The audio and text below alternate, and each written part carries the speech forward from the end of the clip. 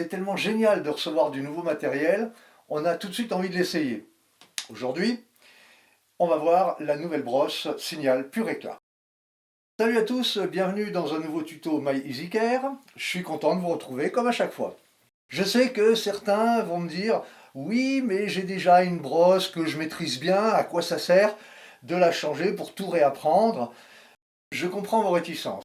Mais en fait, il y a plein de raisons pour passer aujourd'hui à la nouvelle brosse Pur Éclat. D'abord, si votre brosse date d'avant 2015, il serait peut-être temps d'en changer, ne serait-ce que parce que vous ne trouverez plus de mise à jour disponible et par conséquent, vous allez devenir vulnérable au piratage.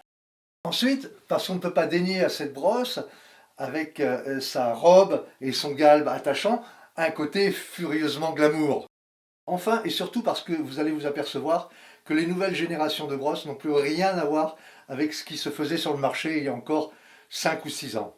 Aujourd'hui, on va se concentrer sur les techniques de base. Parce qu'évidemment, on a une nouvelle brosse, on est super excité, on voudrait se brosser tout de suite avec, mais attention, il faut d'abord la déballer et surtout la déballer correctement si vous ne voulez pas avoir des problèmes par la suite. Alors, personnellement, je préfère le cutter parce qu'il permet de travailler beaucoup plus précisément. En fait, on procède un peu comme pour une huître, mais plus délicatement. Voilà. Alors, les caractéristiques de cette nouvelle brosse. D'abord, la prise en main, que je trouve particulièrement réussie. Ensuite, le coup à 3 angles, qui va faciliter l'accès en profondeur. Également, les poils de cette brosse qui sont, tenez-vous bien, infusés au sel de bambou. Enfin, la brosse nez qui se trouve sur l'extrado de la tête et qui va vous permettre de nettoyer les parties supérieures.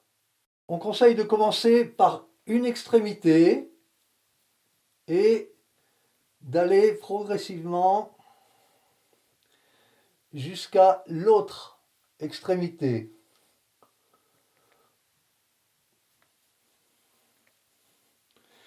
On fait en haut,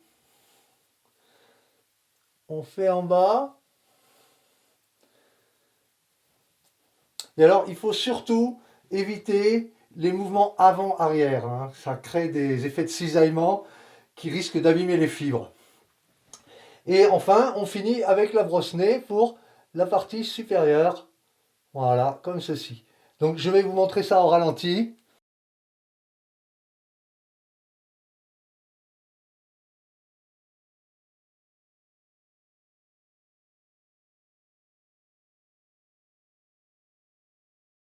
Vous êtes maintenant prêts pour aller faire les courses.